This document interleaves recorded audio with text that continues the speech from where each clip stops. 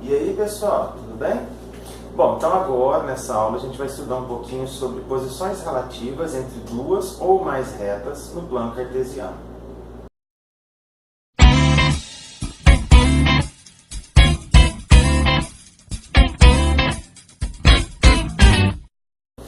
Muito bem. Quando a gente fala em posições relativas, bom, vamos lá, posições, a maneira como a reta está desenhada. Relativas, uma em relação à outra.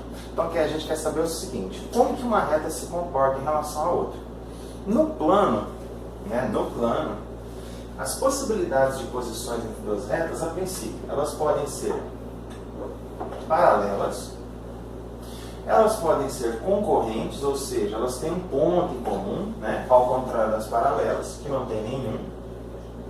Existe um caso particular de retas paralelas, que é quando uma está exatamente sobre a outra, e aí você tem infinitos pontos em comum. E existe um caso particular para retas concorrentes, que é quando elas formam exatamente um ângulo de 90 graus. Bom, não existe uma outra maneira de termos duas retas, uma em relação à outra. Só existem retas paralelas, concorrentes ou coincidentes.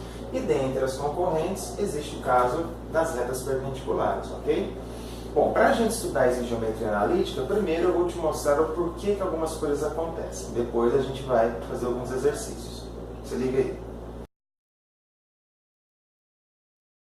Bom, então eu peguei aqui uma reta qualquer, e dois pontos dela, o ponto A e o ponto B.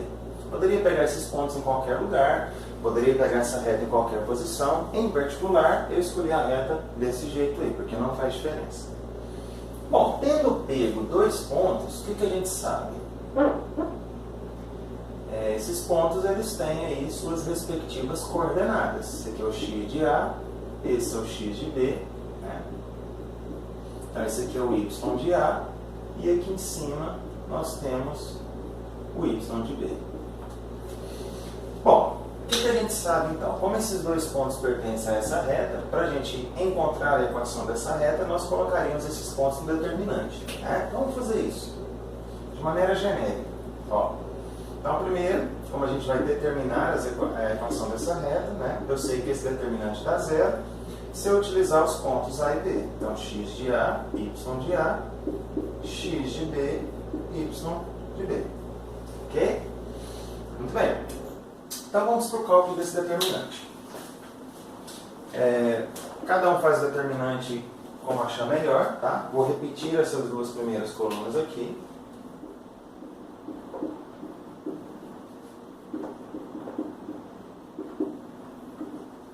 Então vamos lá.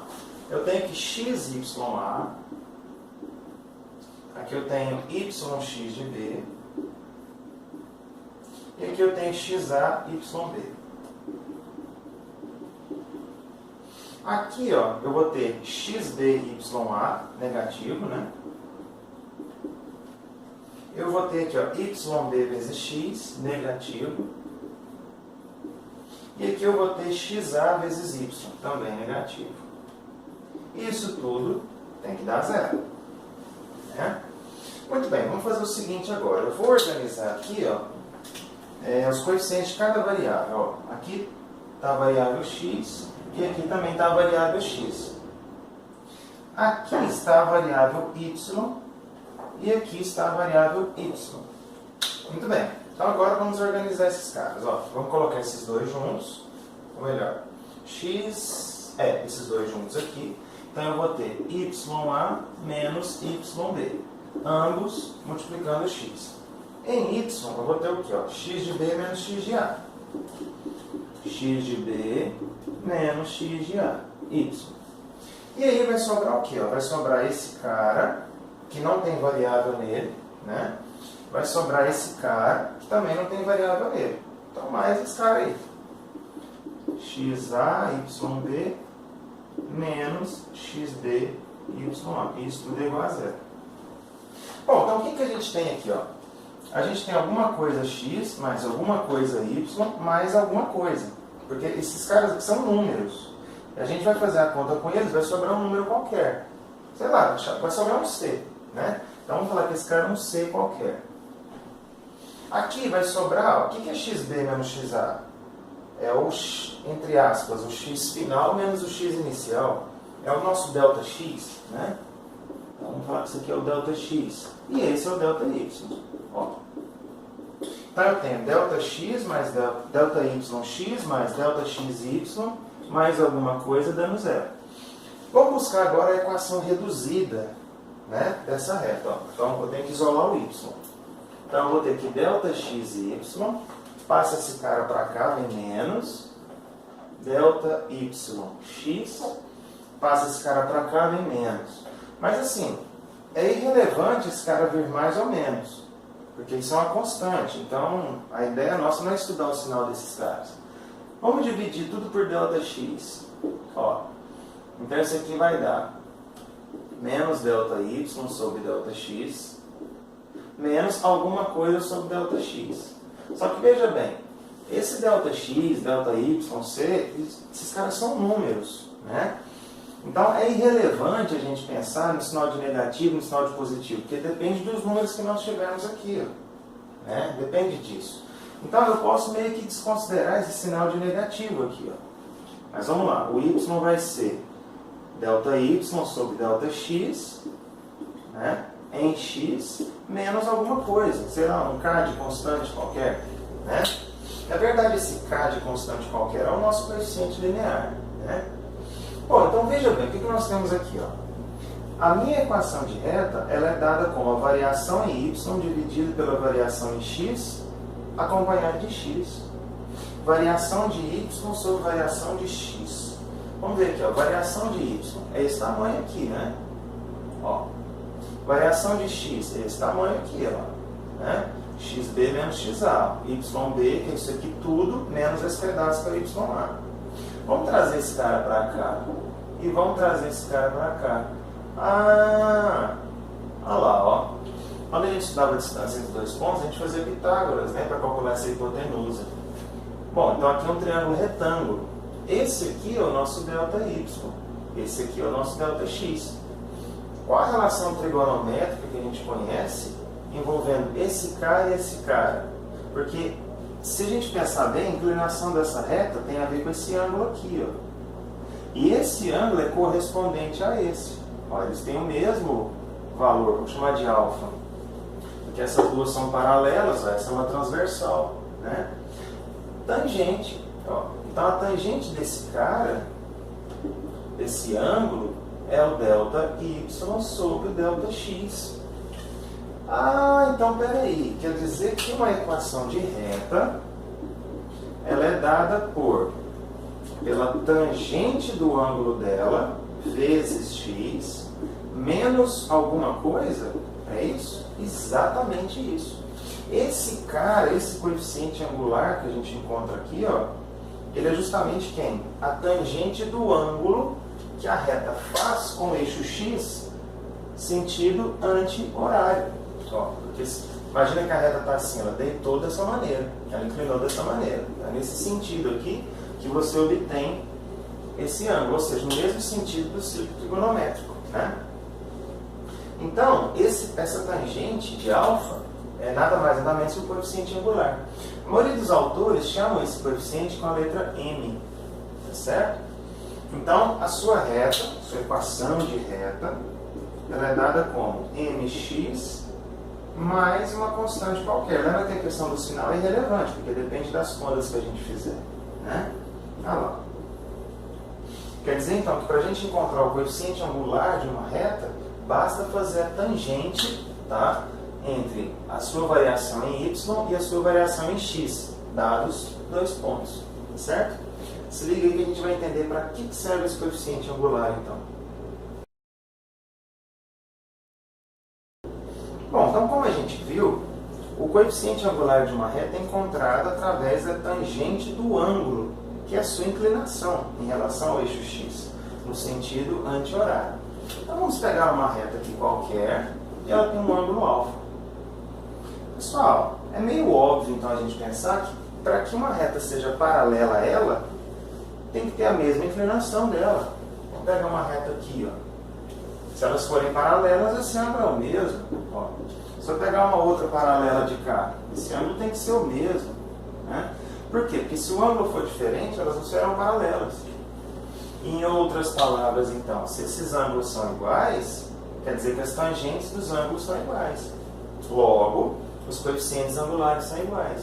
Então, para que duas retas sejam paralelas, vamos pegar aqui ST, ó, se S for paralela a T, então o que a gente vai ter? Que o coeficiente angular da reta S é igual ao coeficiente angular da reta T. Mzinho com S, Mzinho com T. Certo? Bom, eu meio que já cantei a pedra, né? Logo, se eles forem diferentes, né? Ó, se os coeficientes forem diferentes, então o que a gente vai ter? Elas não são paralelas.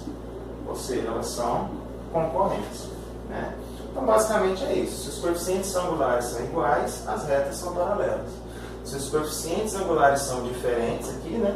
Então, elas são concorrentes, elas não são paralelas, certo? Se liga aí que tem mais alguns detalhes. Bom, e no caso das retas serem concorrentes e formarem um ângulo de 90 graus? Bom, vamos lá. Peguei uma reta aqui, uma reta S. Eu vou pegar agora uma reta perpendicular a ela. Ó, então ela forma 90 graus aqui, vamos chamar de T, tá? Gente, sempre que duas retas forem perpendiculares, tá?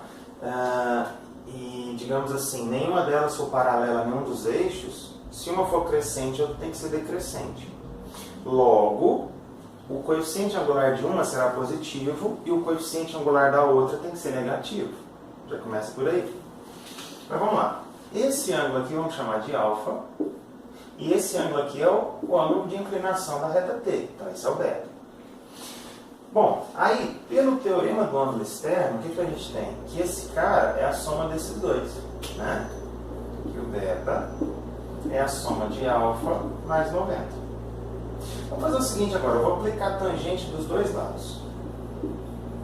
Assim como você pode levar ao quadrado dos dois lados, logaritmo, extrair a raiz, a gente pode usar a tangente dos dois lados, né? Bom, só que aqui é o seguinte, você tem um arco duplo de tangente. Para você resolver esse arco duplo, ficaria tangente de alfa e teria tangente de 90. A tangente de 90 não existe, né? Ela não existe. Bom, o que a gente sabe a respeito de um ângulo mais 90 graus? Bom, eles são complementares, ok. Mas em termos de ângulos, vamos pegar um ângulo aqui no primeiro quadrante, vamos falar que esse alfa está aqui. Ele mais 90 graus, ele vai estar aqui, né? Ó, tem que formar 90 graus. Então, se aqui tiver o alfa, aqui estará o alfa mais 90. O que a gente sabe um em relação ao outro? Ó, olha a tangente desse cara. Deixa eu pegar aqui a tangente. Né? A tangente desse cara está aqui, ó. Né? E a tangente desse cara está aqui, ó. Qual que a gente sabe que é a relação existente entre a tangente de um ângulo e a tangente desse mesmo ângulo mais 90 graus?